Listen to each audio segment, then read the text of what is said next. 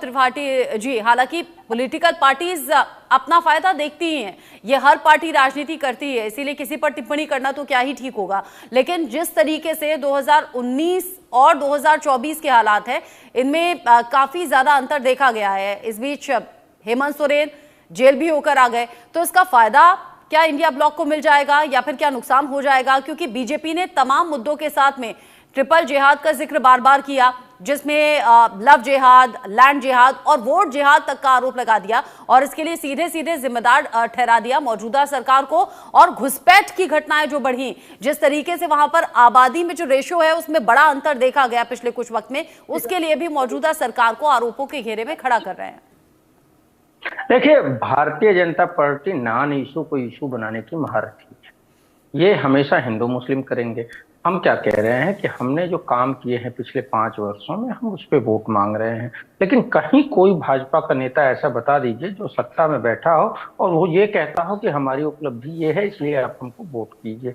हम बहनों को दे रहे हैं 2500 रुपए की बात है, जो उनके खाते में पैसे जा रहे हैं, जिससे महिला सशक्तिकरण हो रहा है। और जो कहते हैं ना, अर्थव्यवस्था को आगे चलाने के लिए पब्लिक के पास पैसा होना चाहिए, परचेजिंग पावर होनी चाहिए।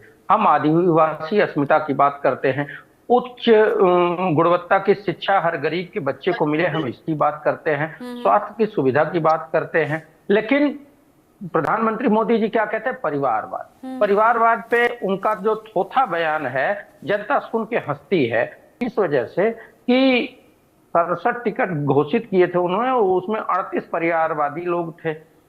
किसी न किसी के परिवार के, किसी नेता के परिवार के लोगों को टिकट दिया था। अब ये कैसे? अब वही जब मधु कोड़ा के पत्नी को ये टिकट देते तो वो परिवारवाद नहीं होता और ना ही वो भ्रष्टाचार होता है। तो ये तो पूछ रही है ना जनता। तो मोदी जी, जो झारखंड की जनता है, उसके स्थलीय मुद्दों पे बात ना करके हवाई बातें कर रहे हैं और जनता उसमें इंटरेस्टेड नहीं है। हम बताना चाहते हैं कि जब भाजपा की सरकार गई थी तो 70,000 रुपए प्रति व्यक्ति आए थी, लेकिन जब हमारी आज सरकार 5 वर्षों बाद लगभग 95,000 प्रति व्यक्ति आय हो गई है वहां की। हमने उस पर काम किया है, जिससे गरीबों की अब ये बात जो आपके दावे हैं उन पर लोग वोट करने के लिए घरों से निकलेंगे, ऐसा आपका दावा है। राजीव आगे, हाँ, आप अपनी बात पूछिएगा। राजीव भी आगे कुछ और पैनलिस्ट से बात करना चाहेंगे, लेकिन वैभव जी आपको देखकर मैं ये पूछने से, हाँ आप अपनी बात पूरी कीजिएगा वैभव जी, लेकिन आपको देखकर मैं एक बात कहने से रोक नहीं पाई। जब तक ये नाम नहीं आए थे ना सब गेस्ट के सामने, तो मुझे लगा कि शायद ये बीजेपी के गेस्ट हैं, क्योंकि बीजेपी वाले अक्सर तिलक लगाते हैं या पूजा पाठ ज्यादा करते हैं। ये जो त्रिपुंडधारी आप बनकर आए हैं, मैं क्या करूं, मैं खुद को कहने से रोक नहीं पाई। इसे पर्सनली मत लीजिएगा। अच्छा है, अच्छा है वैभव त्रिपाठी जी, बहुत अच्छा है कि त्रिपुंड लग रहा है, माथे पर तिलक भी है। हमने देखा है प्रचार के दौरान इस तरीके की विजिट तस्वीरों में बहुत दिखाई पड़ती। खैर वैभव जी, आपने अपनी पार्टी की बात रखी और उसमें हमें ऐतराज भी नहीं है, वो रखना भी चाहिए। साथ ही साथ वैभव जी के त्रिपुंडधारी होने पर भी आप कोई कमेंट करना चाहें तो कर सकते हैं कि क्या कांग्रेस भी अब सॉफ्ट हिंदुत्व के रास्ते पर जा रही है? झारखंड में जिन जिन मुद्दों पर चुनाव लड़ा जा रहा है, हवा किस तरफ बह रही है? बात ये कहनी चाहिए कि हर ड्रेस का एक उसके साथ एक जवाबदेही जिम्मेवारी जुड़ी रहती है। भगवा के साथ ही नहीं है और तिलक के साथ ही नहीं है। मिलिट्री का ड्रेस पहन के अगर कोई कुछ गड़बड़ करे, तो पुलिस का ड्रेस पहन के कोई कुछ गड़बड़ करे, खादी पहन के गड़बड़ करे, तो फिर माना जाता है कि वो ज्यादा बड़ा अपराध हो रहा है। तो इसलिए ड्रेस का अपना, उसकी एक मर्यादा उसके साथ जुड़ी हुई हो रही है। वैभव जी, अब मैं आपकी बनियान का रंग नहीं पूछूंगा, आप बस ये बताइए कि आपकी प्रतिक्रिया आप दे दीजिए। अभी मैं साथ ही साथ वैभव जी, आपसे मेरा सवाल ये भी है, देखिए झारखंड के धनबाद में पहुंचे थे मिथुन चक्रवर्ती चुनाव प्रचार करने के लिए, लेकिन खबर ऐसी है कि जेब कट गई उनका पर्स चोरी हो गया। बाद में माइक में कहना पड़ गया कि भाई जिस सज्जन ने मेरा पर्स चुराया है पर्स वापस कर दो, लेकिन मिला नहीं। मिथुन चक्रवर्ती के साथ ऐसा हो गया, हम लोगों के साथ क्या होगा?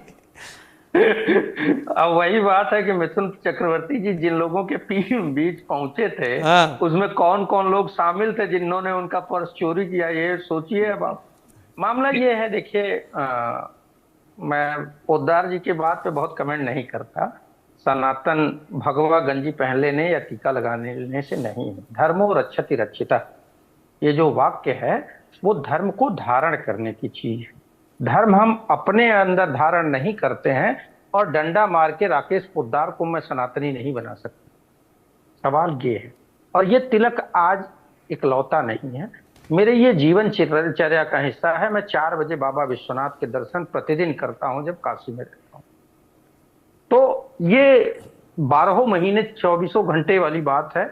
मैं अगले दिन भी उठूंगा तो पहले ये तिलक मिटा नहीं रहेगा, कभी आप देखिएगा। आलोक जी ने एक जो बात कही थी, देखिए डायनेस्टी पॉलिटिक्स में मुझे ये उम्मीद नहीं थी कम से कम आपसे, कि आप कहें कि प्रधानमंत्री का बेटा प्रधानमंत्री न बने, या वो बनता है तो वो तो है डायनेस्टी पॉलिटिक्स, लेकिन बाकी जगह नहीं है। परिवारवाद होता है। मैं काशी से आता हूं, प्रधानमंत्री का संसदीय क्षेत्र वाराणसी, जिस क्षेत्र में मैं रहता हूं वहां 35 सालों से एक ही परिवार के, पहले पति, फिर पत्नी, फिर उनका बेटा। ये भी परिवारवाद है आलोक जी। आपकी एक बात मैं आपको याद दिला देना चाहता हूं कि कितना दोहरा चरित्र रहा है भाजपा का। आपने खुद उद्धृत किया था, लगभग मुझे लगता है 35 साल पहले आउटलुक में एक कवर स्टोरी छपी थी, 3 पेज की स्टोरी थी वो, जिसमें राम मंदिर अयोध्या में बने, इसके लिए भाजपा प्रयास कर रही है, आंदोलन कर रही है और उसकी बात कर रही है। लेकिन जो लखनऊ मुख्यालय में राम मंदिर आ उस टाइम, अब शायद ना हो, मैं गया नहीं हूं तो मुझे नहीं पता है, लेकिन उस राम मंदिर को तोड़ के वहां रेस्टोरेंट बनाने का जो प्लान था, और जब वो वहां के पुजारी ने मीडिया में और बहुत जगह याचना की कि हमारी रक्षा की जाए, उसको आपने कवर स्टोरी में छापा था। तो मुझे ये लगा था कि आपका वो चिंतन सही है कि भाजपाई दंगा कराने के लिए, माहौल बिगाड़ने के लिए अयोध्या में तो राम मंदिर चाहते हैं, लेकिन जो उनके अपने कार्यालय में, लखनऊ के कार्यालय में, प्रदेश मुख्यालय में राम मंदिर है, उसको तोड़ के रेस्टोरेंट बनाना चाहते हैं। ये इनका दोहरा चरित्र है। और अगर आपको मेरा टीका देख के ये लगता है कि मैं भाजपा का प्रवक्ता हूं, तो रचना जी ये तो चिंतन आपको करना चाहिए। हम बात कर रहे हैं झारखंड में आदिवासियों को हक देने का, गरीबों के जेब में पैसे डालने का, लेकिन ये क्या कर रहे हैं? हंसदेव अभयारण्य में क्या हुआ? जैसे ही भाजपा की सरकार छत्तीसगढ़ में बनी, अंधाधुंध पेड़ों की कटाई हुई, आदिवासियों को मार के भगाया गया। हम वही चाहते हैं कि नहीं, आदिवासियों को उनका हक मिले, जमीन जंगल की लड़ाई जो उनकी है, हम उसको मजबूत करना चाहते हैं। महाराष्ट्र में शिंदे की सरकार बनी, वहां भी मेरे ख्याल से समय वैभव सर थोड़ा समय अब कम है, लेकिन आपने चूंकि आलोक जी का नाम लिया है तो आलोक जी का एक रिएक्शन लिए बिना यहां से विदा लेना ठीक नहीं होगा। आलोक सर। नहीं आलोक जी नहीं, अच्छा त्रिपाठी जी, बिल्कुल आपने ठीक याद दिलाया।